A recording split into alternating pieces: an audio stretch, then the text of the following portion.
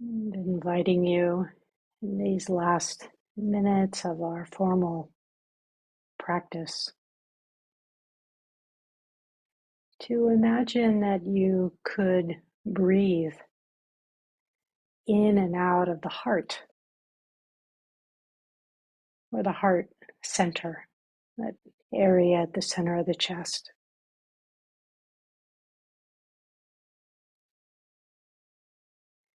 And if it's helpful, you're welcome to place a hand or hands gently across the chest.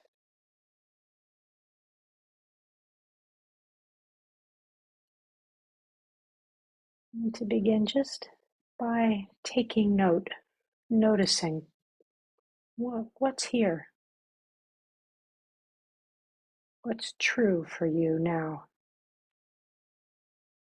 Is there a mood, an affective tone or flavor?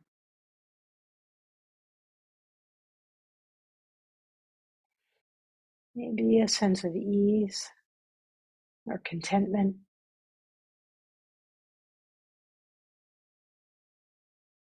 Maybe some sadness, disappointment, anxiety, frustration, peace. Maybe a sense of quiet delight.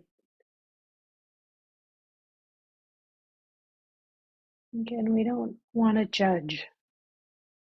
We don't need to change or shift our experience in any way. How is it to feel, to sense into what's here and to be with?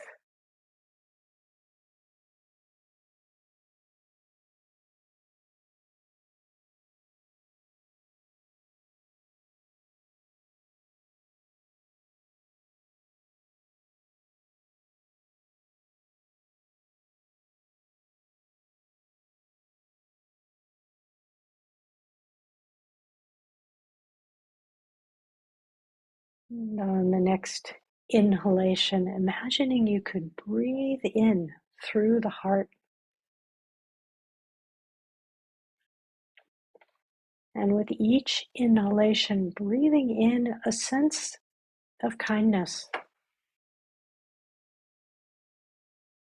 of tenderness, of warmth, of care and compassion for yourself.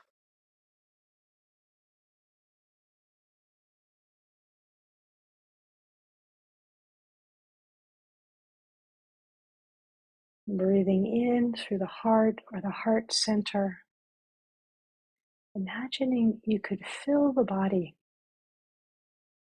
as best you can with your own care and well-wishing.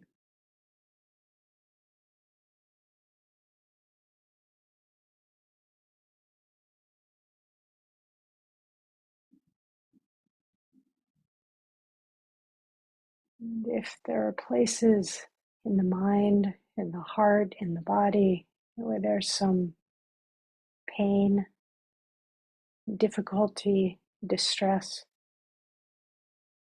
really allowing those places to be touched, bathed by your own care, compassion, and kindness.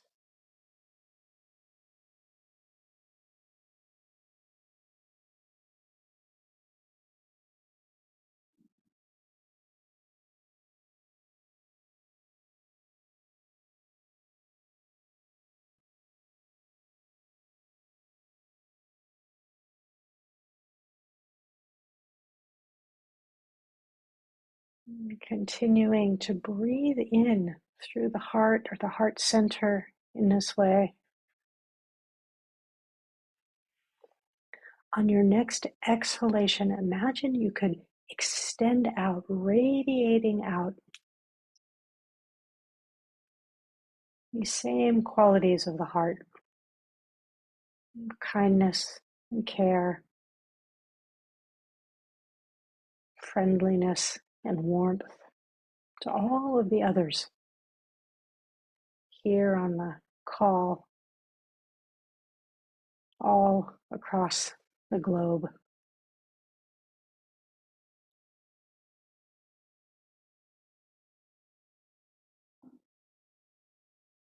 Breathing in through the heart, receiving your own care and kindness.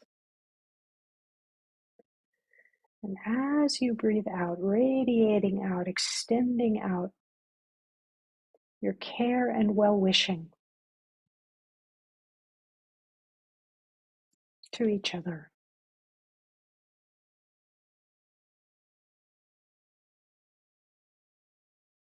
Especially offering tenderness, compassion to touch any of the difficulties that others may be facing in their minds, their hearts, their bodies, their relationships.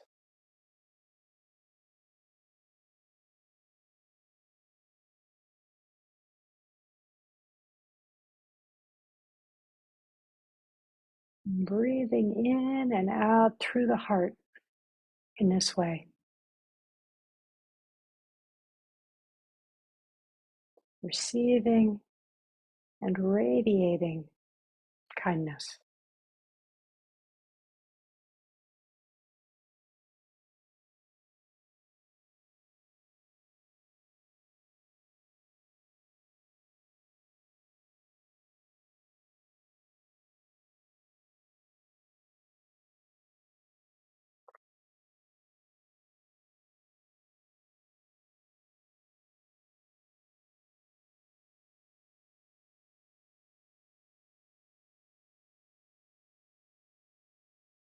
Finally, imagining that all of our collective care and well-wishing, our kindness and compassion could move out. I like to picture this giant, gentle wave of care and compassion, like a stone rippling out from a pond, moving in all directions, east and west, north and south.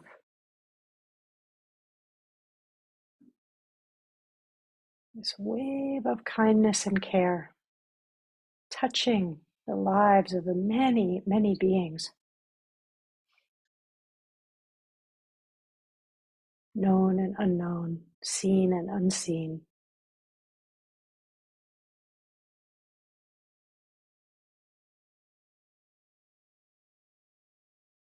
All across our wide, aching world.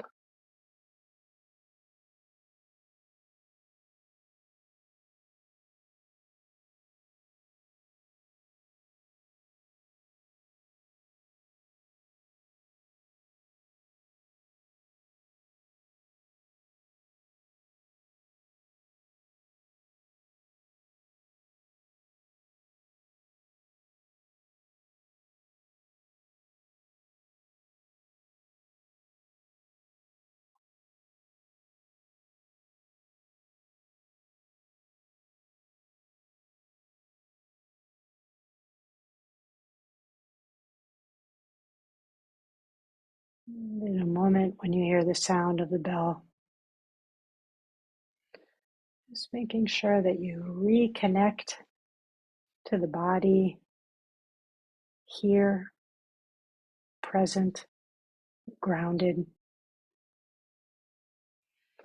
And doing your best to keep the heart open, spacious, receptive.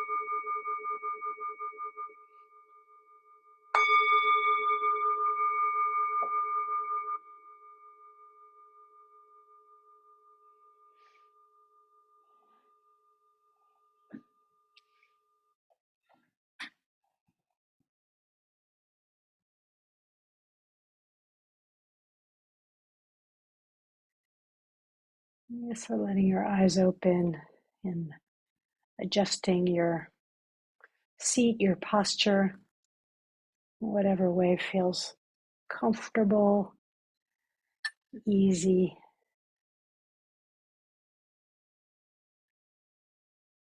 Welcoming you a second time. Lovely to sit together.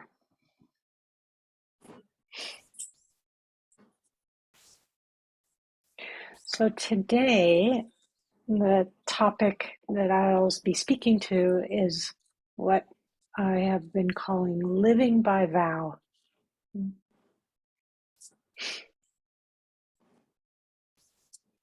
It's I kind of sometimes cycle through topics, and I've been hanging out with this one for a while. And I described in the write-up for this morning for me, this session, that living by vow is a kind of radical reorientation. It is in the way that I've been working with it, holding it, engaging with it. It is very much at the heart of what it means to walk a spiritual path. And that radical reorientation is an orientation that basically means the difference from moving through our life based on karma or the law of karma, of cause and effect, moving through our life based on habitual patterns and reactivity, to moving through our life in a way that is aligned with our deepest intention, with what we care about most. And every spiritual tradition has a tradition, an element of this idea of living by vow, of committing oneself to live in a way that is aligned with the heart, is aligned with what matters most.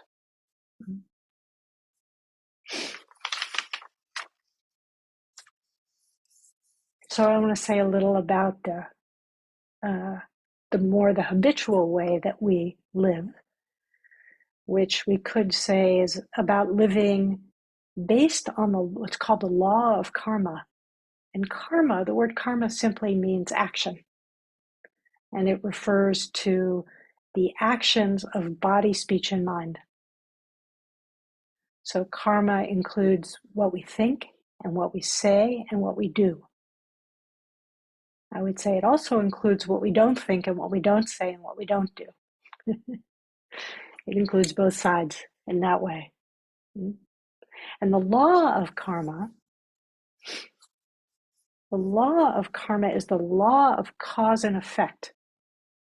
And it is that, as we were doing in the metta, the loving kindness practice, it is the truth. It's based on the truth that everything we think and say and do ripples. And the reason that everything we think and say and do ripples is because of the truth of our deep connectedness, our interconnectedness, that we live in this web of interbeing. And so part of the radical reorientation of walking the spiritual path is a reorientation from me, me to we. Most of us in the world of karma are living in a world of a little bubble of I, me, and mine that we take, if we don't look closely, as I am a separate, solid, unchanging entity. And it's really part of our spiritual practice that as we begin to look and see what's actually here, as the Buddha did, we begin to say, as he did, oh, I can't find one, meaning a separate solid self. What he found was something quite more alive and dynamic than that, which is described in the traditional teachings as pratika samuppada or patika samuppada, the teaching of dependent origination, which is this wheel of interdependence.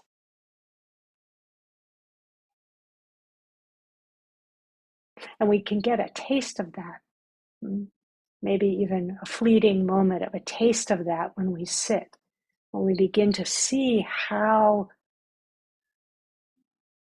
fluid our experience really is. When we move below the kind of storyline, the cognitive world that the mind churns out that says this and that and here and there and me and you, self and other, us and them, we begin to feel in our own bodies and our hearts that things are not as solid as they seem.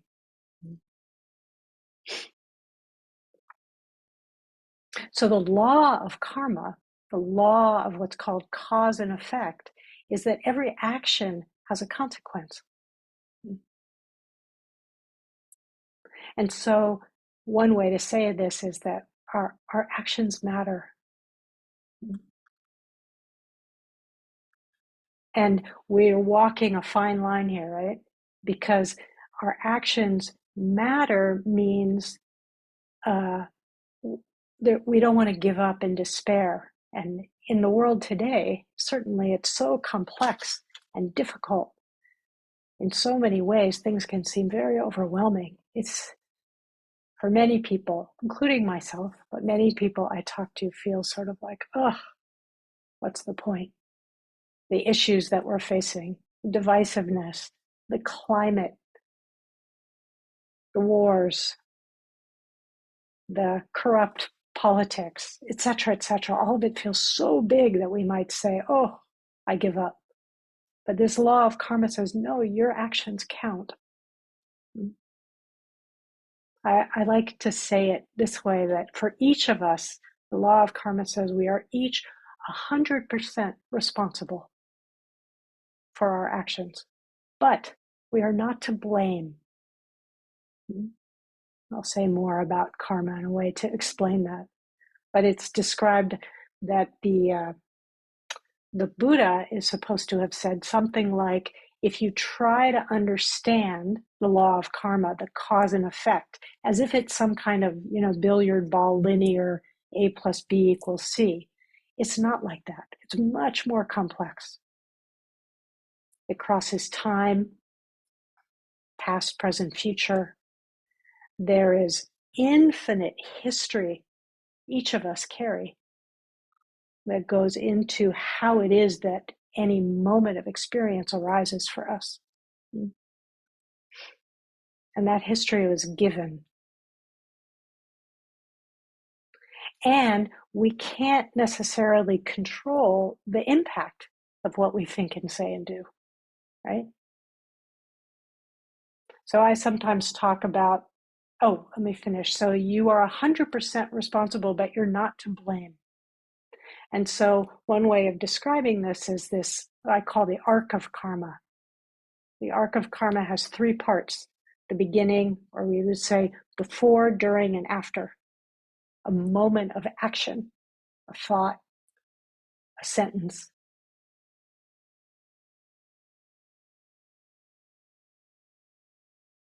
So the before is the intention, and that's where we're going to focus a lot today. The during is the action itself, and the after is the impact.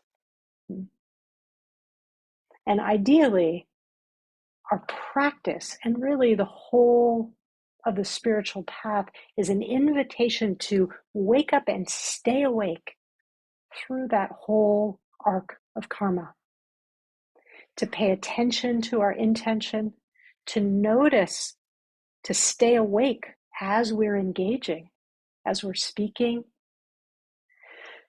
as we're doing things, to notice our thoughts, all of that, and then to stay attentive, to stay mindful and notice the impact.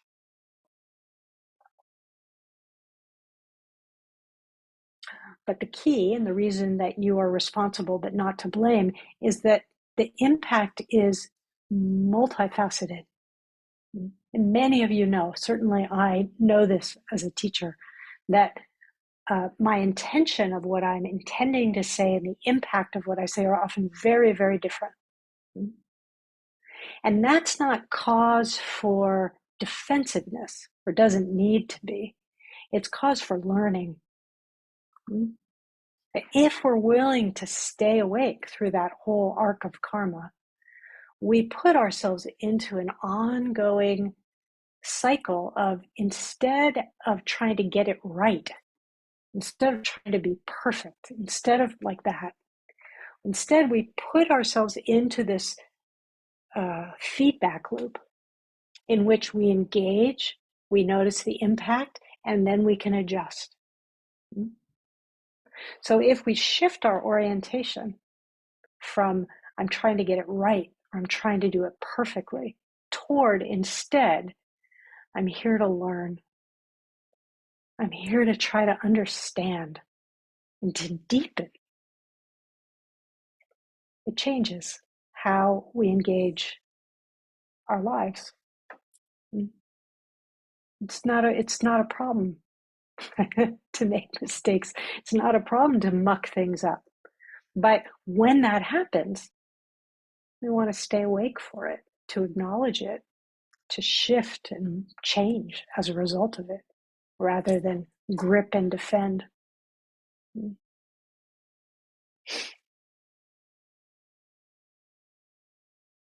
So there's these two sentences that come from somewhere in the early teachings. The first, as I mentioned, is the Buddha said, if you try to understand the law of karma, you'll go crazy.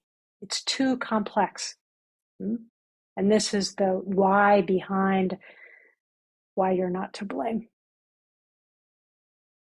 Because we're not in charge. Anybody who sits for 5 minutes even, certainly for 15 minutes, with your own mind, you notice that you're not in charge, right? You're not choosing what thoughts come. You're not choosing what sensations come. But you are responsible for how you are, as I was describing in the instruction, how you're being with, how you're relating to what's happening.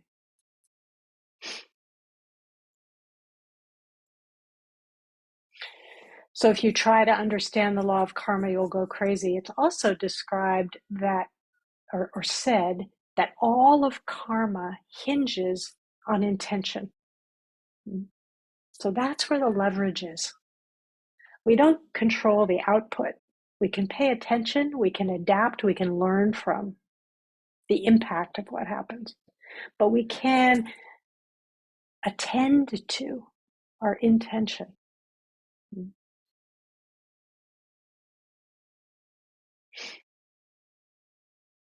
I often use the example that the same action with a different intention is very, very different. So if you say the action of cutting skin with a knife, if that action is being taken by someone who is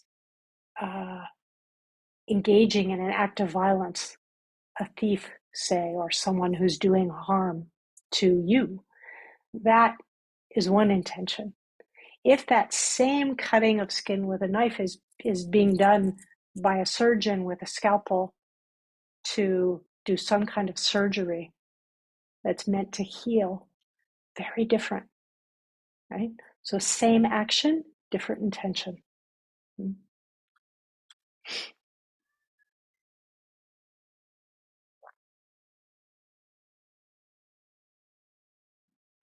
So I want to tie this first piece, which is sort of talking about these two modes of being, kind of the regular worldly mode of being, which is just being bumped around basically by our karma, by our reactivity. So one of the ways you could describe the basics of Buddhist psychology is that every moment we, as human beings, are being bombarded by all kinds of sensory stimulus, sight, sound, smells, taste, touch, thoughts. And each of those have one of three flavors. They're pleasant, unpleasant, or neither pleasant or unpleasant. This is a wonderful place to pay attention. Instead of getting caught in the rabbit hole of the content of your experience, just see what happens if you start to notice as you walk around and say, oh, pleasant, oh, unpleasant. Instead of, oh, I don't like that sound. Who's making that sound? I wish they would shut up. I wish they would have, right? That's the rabbit hole. Instead of, oh, a sound, unpleasant sound. And then you notice, unpleasant, I don't like it. And you might notice the body tensing or the mind tensing, right? Or you notice something pleasant, same idea. Ooh, there it is. And you can go down, I want that, I should have it, I shouldn't have it, other people have it, I don't have it, how can I get more of it? Or you can just notice pleasant and notice how we lean in and the experience of what it's like to feel liking, wanting, grasping. There's no judgment here. We're just noticing that this is the usual way that we are moving through the lives, we human beings, in this psychosomatic package that we're given. We are born on planet Earth, right? Moment by moment, we're getting pushed around, as it were, by pleasant and unpleasant. And our karma is a reaction to that. Our actions of body, speech, and mind are mostly in reaction. It's a kind of a constant reverb. Liking, not liking, wanting, not wanting, grasping, pushing away, denying, rejecting. It's exhausting. I probably don't need to tell you that, or you know this, or you might not be showing up on at least what for me is a Sunday morning. You'd be out doing something else. So this is this one mode, and then I'm contrasting that or proposing that there is this other way of engaging our lives that is in alignment with a spiritual path that has to do with living by vow or living by connecting and aligning with one's intention, with what you care about, with how you want to show up, with what matters most. This is living by vow. And this is in alignment with, if you look at the Eightfold Path, which for those who are newer to this, the Buddha, sometimes it said, the Buddha said, I teach one thing and one thing only, suffering and the end of suffering. And this is one of the ways that you could think about this radical reorientation that most of us are moving through our lives trying to get and get away from. That's a basic human functioning. Spiritual life is about turning toward suffering, our own, each other's, the world's, and looking to engage in a way that reduces that. So there's in the what are called the Four Noble Truths or ennobling truths, there's the truth of suffering, the cause of suffering, which is this grasping and rejecting, pushing away that I described. There is a possibility of being free from that reverb. And there is a path. Magga, it's called in Pali, a path, a way. And the path, the first two steps of the path are what are called the wisdom basket of the path. And they are wise view and wise intention. I sometimes think the whole rest of the path, which the middle section of the path is wise speech, wise action, wise livelihood. It's about our action. It's about our karma. It's about our engagement with the world and with each other. And then the bottom part of the path, which is wise energy, wise mindfulness, wise concentration. This is really the meditative practice part of the path. And I'm saying them as if they're linear. They really are more like spokes of a wheel, these 8 spokes in the Dharma wheel that turns.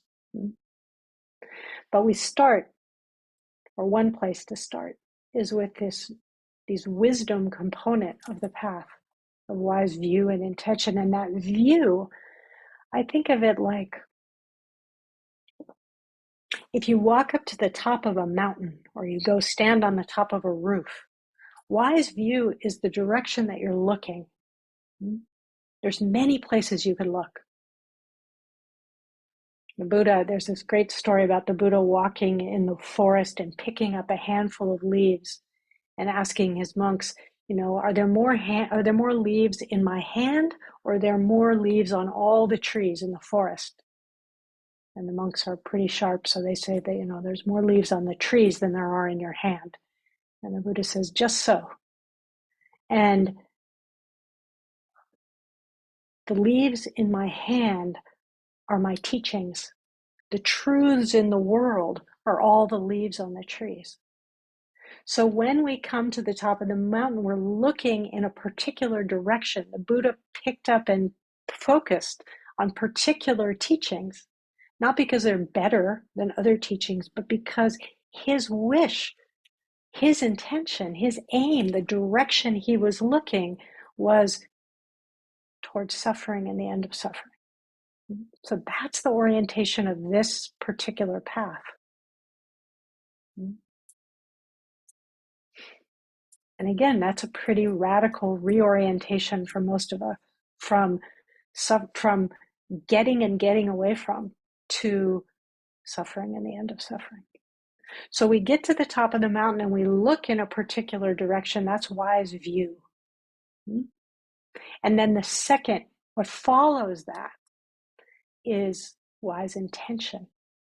And wise intention is more like a commitment. We're looking in this direction and then we say, I'm going that way.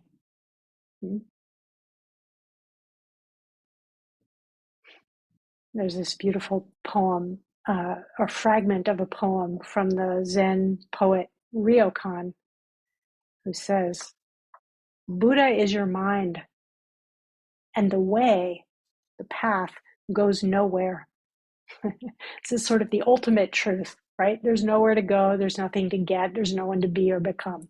Buddha is your mind, and the way goes nowhere. Don't seek for anything but this. Then he goes on, and he says, generously for us, this kind of more relative truth. He says, if you point your cart north when you want to go south, how will you arrive? So this first part of the wisdom and the wisdom basket of the path, this wise view and wise intention, is about pointing our cart. Which direction are we going to go?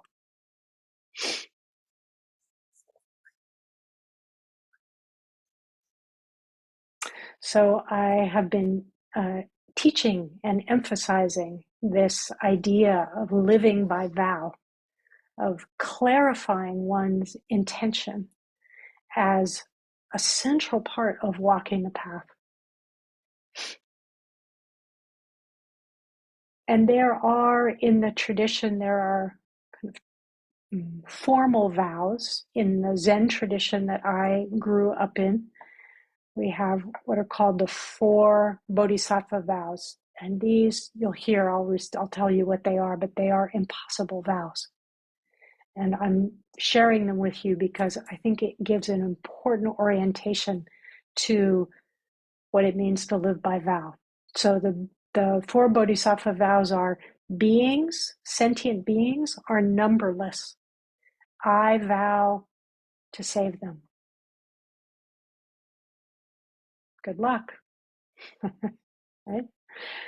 Dharma gates are boundless, endless, forever. I vow to enter them. Delusions are inexhaustible. I vow to end them. And the last is Buddha's way, this path that we're talking about, this way of engaging the world. This Buddha's way is unsurpassable. I vow to become it.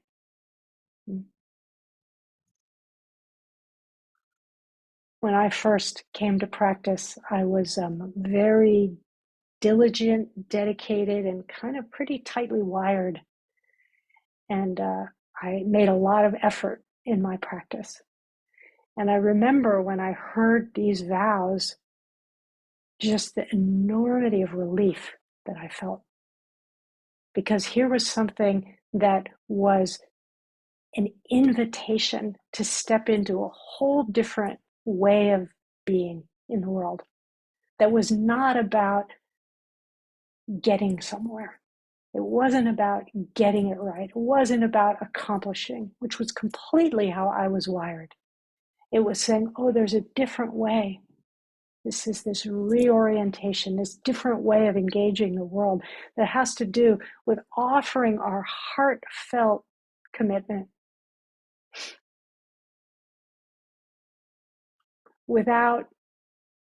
not without paying attention to and staying awake to the impact of our actions. That's our responsibility. But without being so worried about being successful, right? Without worried about getting that gold star at the end. To engage because the engagement itself is worth something.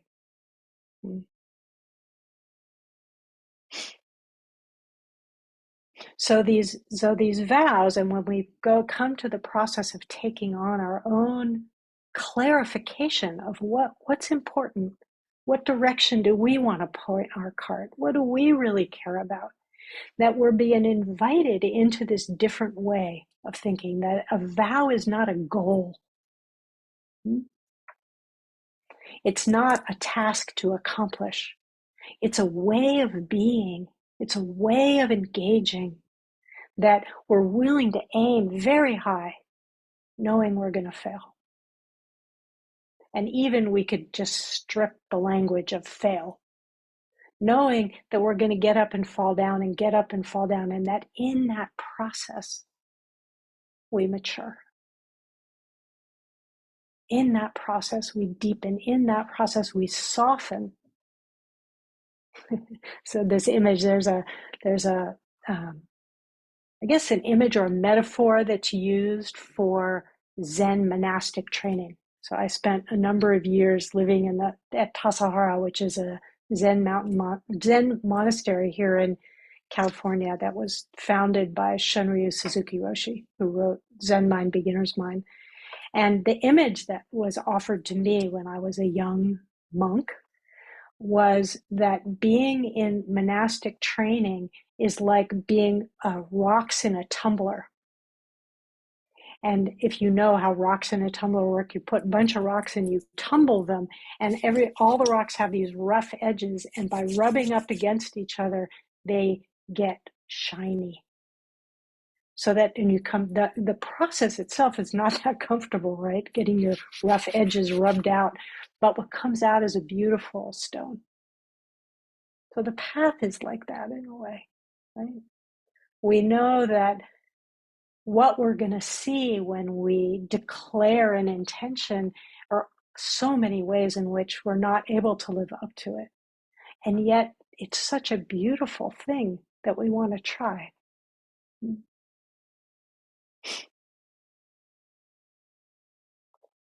Dogen Zenji, who's the founder of Soto Zen, he was Suzuki Roshi's teacher. He lived in 13th century Japan. Dogen Zenji said, realization, waking up, is effort without desire. That we wholeheartedly engage our life without grabbing on to needing some particular outcome. It's not that we don't care about the outcome or the impact. And it's not that we don't pay attention to it. We do, we need to, so that we can be in that feedback loop of learning. But we're not to blame. That's the impact isn't the point. The point is to do the best we can.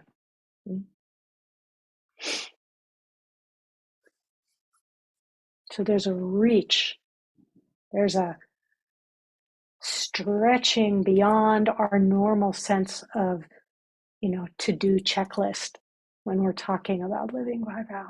It's a different quality. It's a heart quality, a stretch quality. And what I've seen in working with lots of people, myself included, around this, is that it's a very tender process. Because if you're like me and lots of other folks who I've worked with, what you see is that, like, if you hang out with a kid, you see a kind of infinite sense of, try anything. And a kid actually has to learn, no, don't walk into the street with traffic. No, don't put your hand on a hot stove. But for a young person, there's sort of infinite possibility. And as we get older, it gets shut down. And at least for me, a lot of those places that have been shut down are places where there's deep hurt, disappointment. And so to reopen the heart of vow, of intention, of reflecting on what we care about most is tender. It takes courage.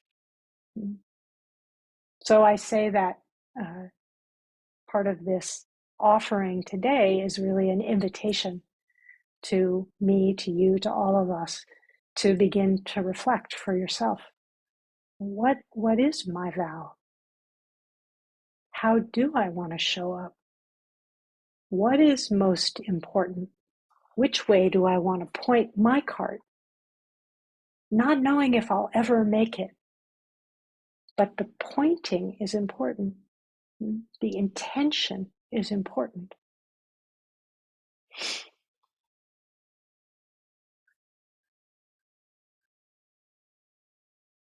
The other thing I've seen with working with people around reflecting on vow and intention is that often it's just kind of overwhelming. Like, I don't know, where do I even start, right?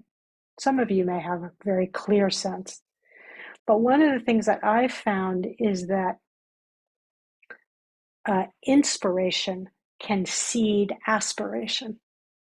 And what I mean by that is if it's not clear, like, what is my vow, that you can look around in your life and the life of the world and ask, well, who do I find inspiring?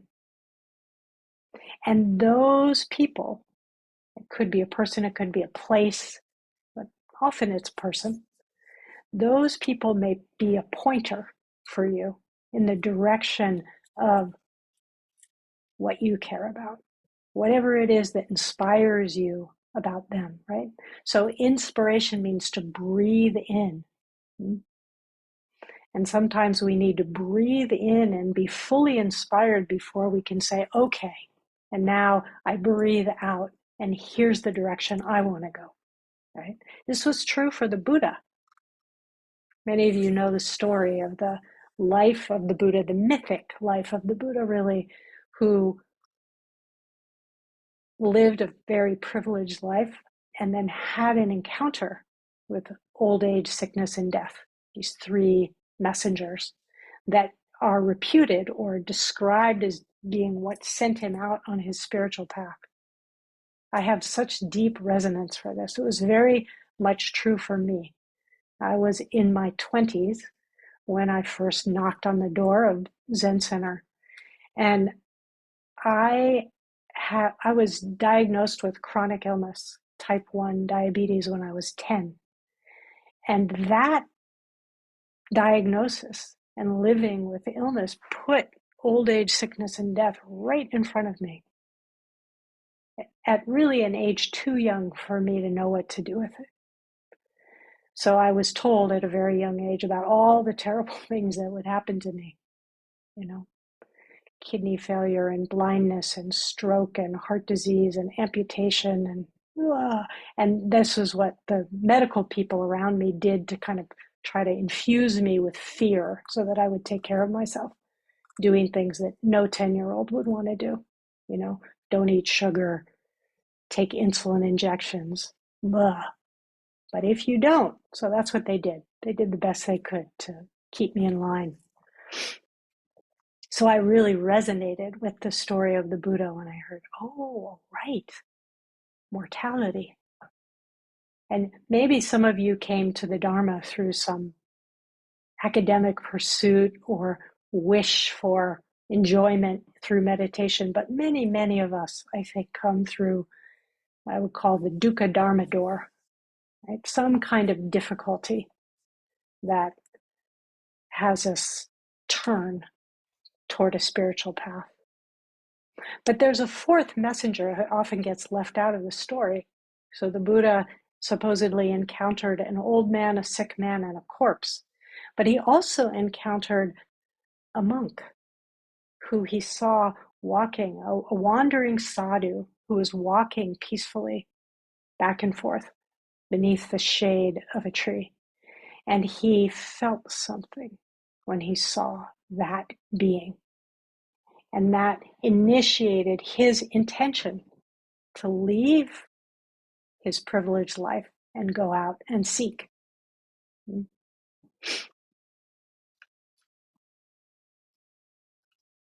So it may be for you as well that there is someone or something that has inspired you, and that there may be a seed of aspiration that comes out of that inspiration.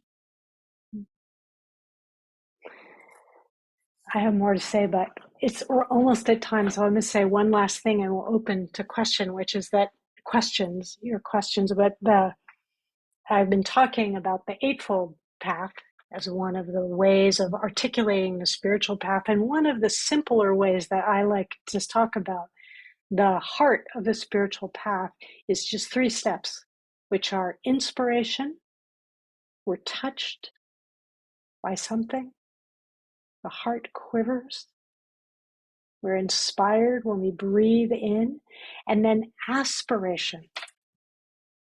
We say to ourselves, and perhaps out loud at some point, this is what I care about. This is the direction I want to go. This is living by vow. And as a result of those two, we live in a life in which we are responding to what's happening with as much skill and kindness as we can. So appropriate action comes out of inspiration and aspiration. That doesn't mean perfect action, doesn't mean getting it right, but it means appropriate action, which is that whatever we do, whatever we think, whatever we say, we're willing to keep paying attention fully enough that we can learn as we go. We can see, oh, what I just said and how it landed for someone else, those 2 things just missed. Okay, that's good information for me. I can apologize. I can do it differently next time. Like that. So it changes the whole orientation of our life from trying to get it right to being in this way in which we're aligned with what we care about, and then we're open and willing to learn ongoingly, deepening our capacity to respond to ourselves, to each other, to the world. So I'll stop there and open for, I've said quite a bit. So if you have reflections, questions, anything really you'd like to say or ask, floor is open. And I believe you can either use the little button at the bottom and raise a virtual hand if you want to have a conversation, or if you prefer, you can also type a comment or a question into the chat and you'll be responded to.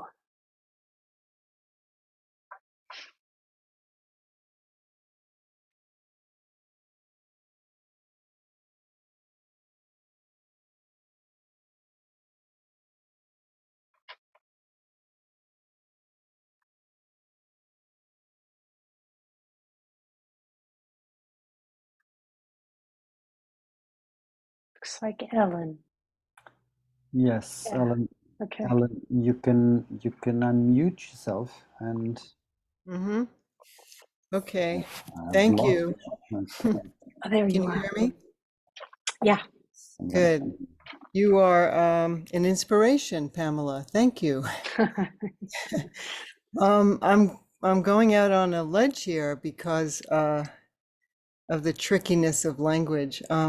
Spiritual life is about turning towards suffering and engaging to, this is where I go out on the edge, to get away from this suffering or to deal with this suffering in a different way, because the suffering doesn't really go away. Right. You I know, would when you've say got that edge. to transform the suffering would be a nice way to say it. And it's Mm, true. It's not walking a spiritual path or waking up doesn't mean that suddenly all of our unpleasant experience goes away, right? mm, We know that. That's the fantasy version maybe we carry of what spiritual life might mean. But to your point, it really means shifting our relationship to the suffering, right? mm-hmm, And one of the simplest ways we could say that is that we learn how to respond rather than react, right? So mm-hmm. the knee-jerk reaction to suffering is to get away from, which is what you were asking about. And the spiritual path isn't necessarily to turn toward and fall into and get swallowed up by, but to turn toward and be able to respond in a skillful way. And Mm, there's no rule book for what that looks like because right. every moment is different. We actually have to be present, right? We have to Yeah. show up in the moment in order to be able to respond.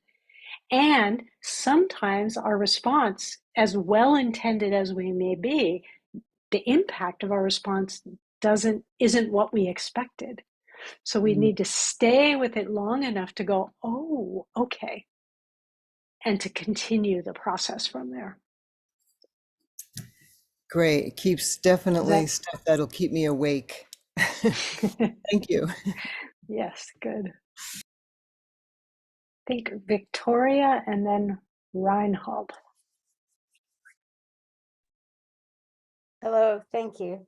Unfortunately, I had to come in late. I had another obligation, but so I'm not sure if my question will be completely appropriate or not.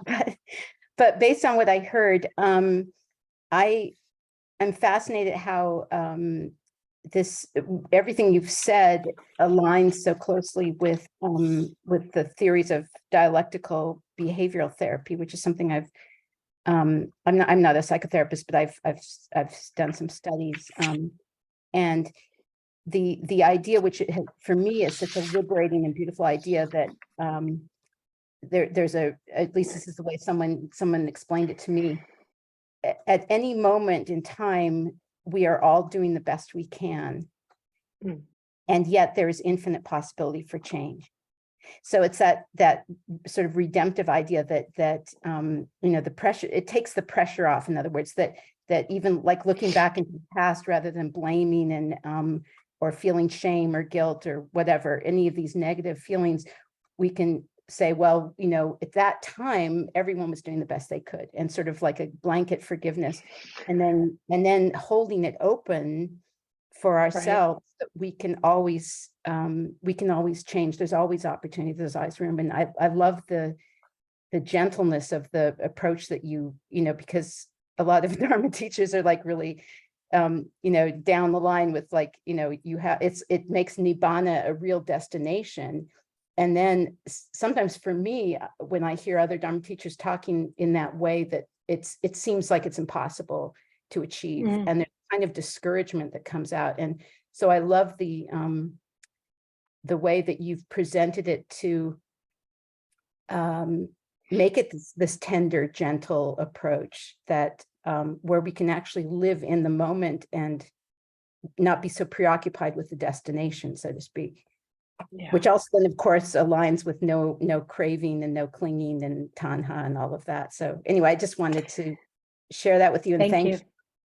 Yeah, there's a great phrase from Suzuki Roshi, again, who used to say to his students, this is in alignment with what you were saying, you are perfect just as you are.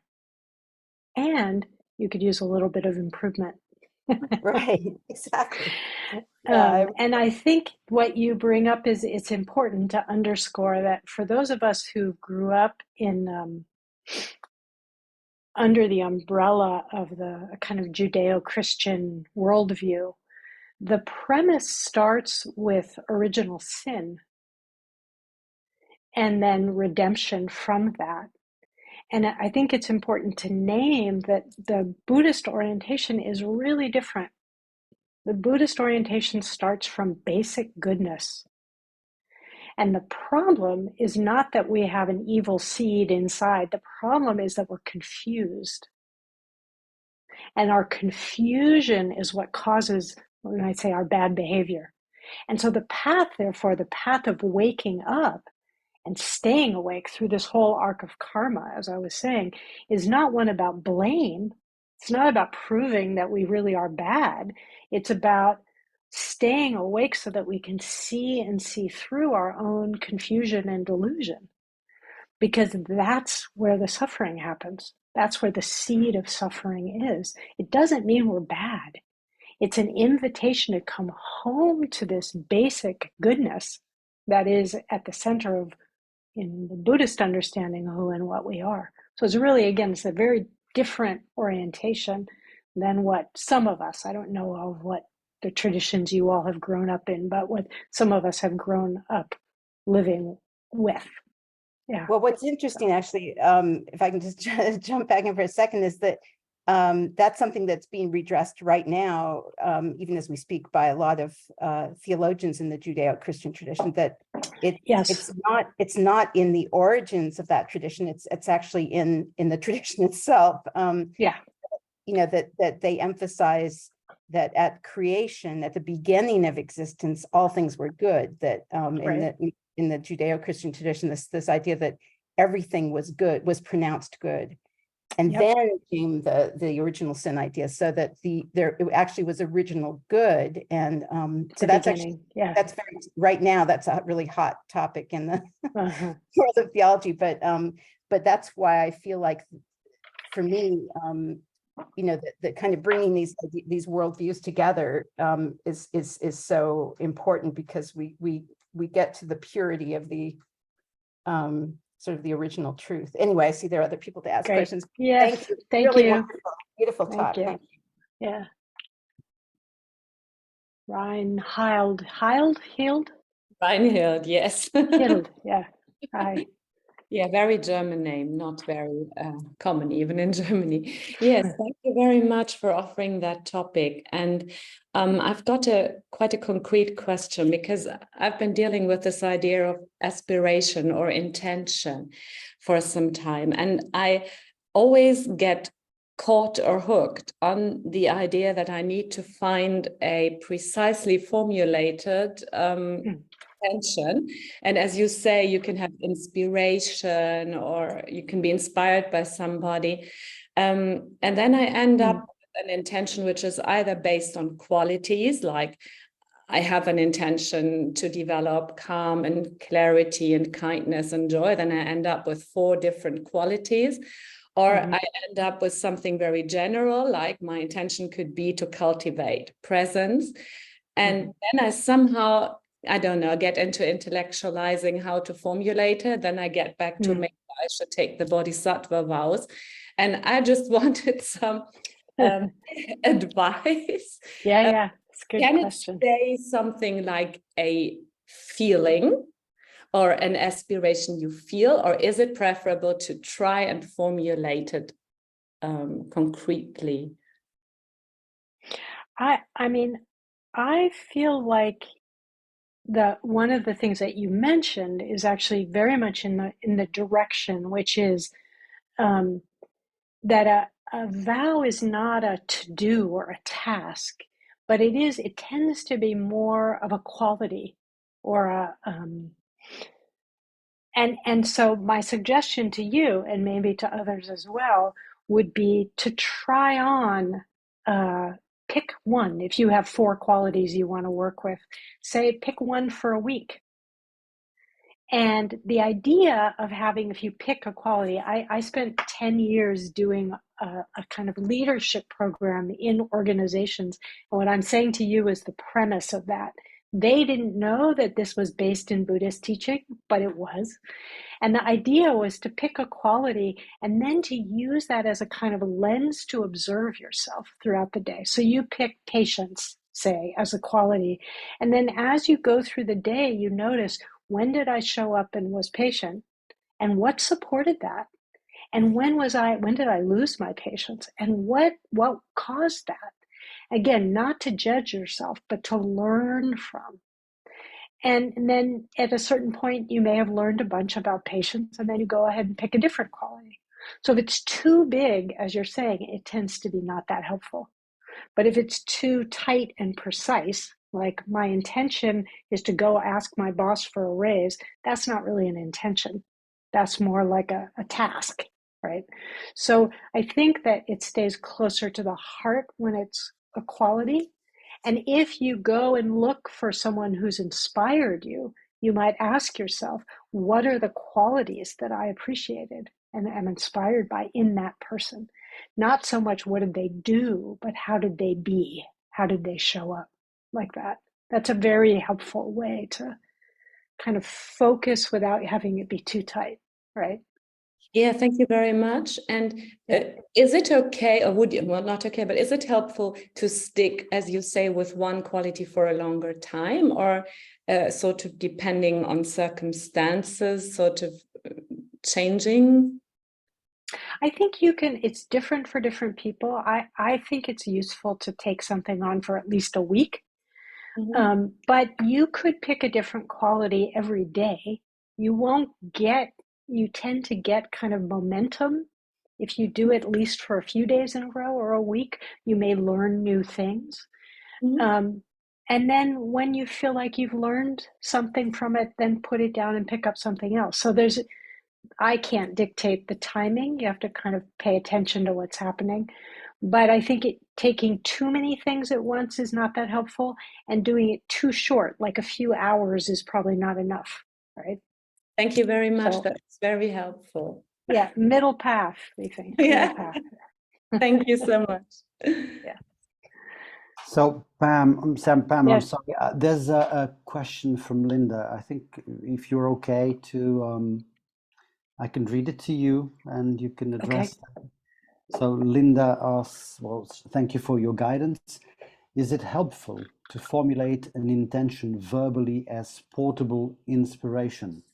Have you any suggestions about how to do that? Yes. I have 2 suggestions. One is I have often used stream of consciousness writing. And for those of you who aren't writers, you could do it verbally by talking. And just to say something like, my intention is, or what I care about is, or the direction I want to go is, and then just let stuff pour out. And do that a bunch of times. And then to go back through what you've written and see if there are themes or patterns. That could be very helpful in beginning to craft something. And then, as I was saying to Reinhard, I think the tendency is to either have it be too precise and small so that it becomes more like a task, or to be so big, I want to cultivate these 12 qualities. So to try to simplify and focus on one thing at a time. And that's the way I have done it, is that I will try to come up with a sentence or a word that is a quality that I'm going to focus on for some time. So it could be, I'm going to focus on tenderness or vulnerability or creativity or patience or like that. That's the simplest way, but there's really no right or wrong way. It's a little bit of trial and error here. Yeah. So I think we're at time, yes? We are, and Yeah. well, I'm I'm happy to stay a little long if there are any more questions. I don't know about you, but it seems that there are no more questions in the chat, and no one else has raised their hands, so Okay. it's good. So I just want to say as we close that as was said at the beginning, you are welcome to, if you have more questions about this, you're welcome to contact me either through Sangha Live or through my website, which was posted at the beginning. If you go to the top of the chat. And I will be teaching a class about Bodhisattva vows this fall. So you can find out more about that also on my website if you are interested. And in the spirit of all of what we've been doing, I just want to take a few moments as we close to do a dedication. So just for a moment, if you will let your eyes close again.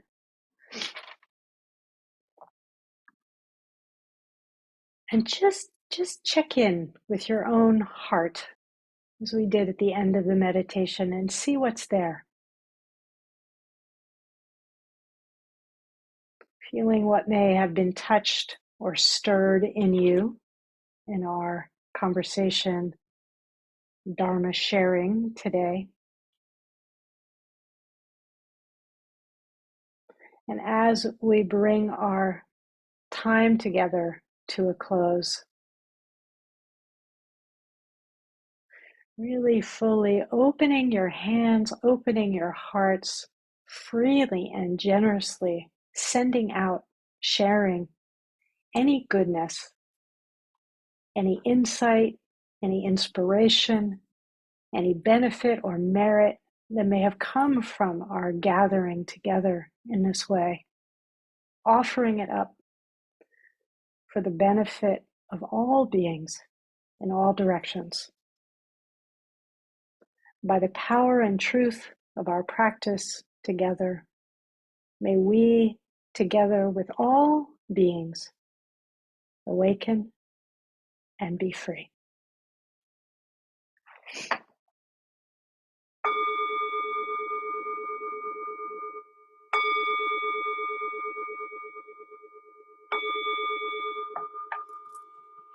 Thank you all so much. Really lovely to be with you. Take good care.